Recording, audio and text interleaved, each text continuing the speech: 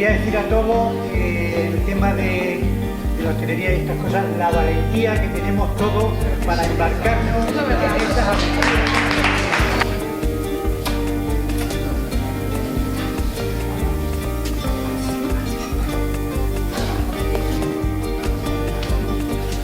Vamos a seguir luchando.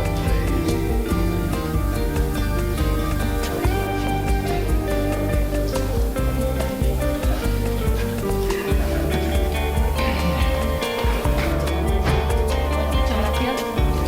Y nada, otra parte de Festival de Nuestra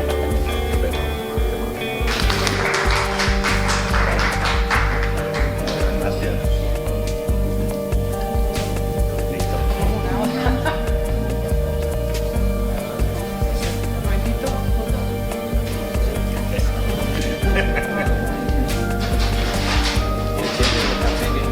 Te lo has pegado, ¿eh?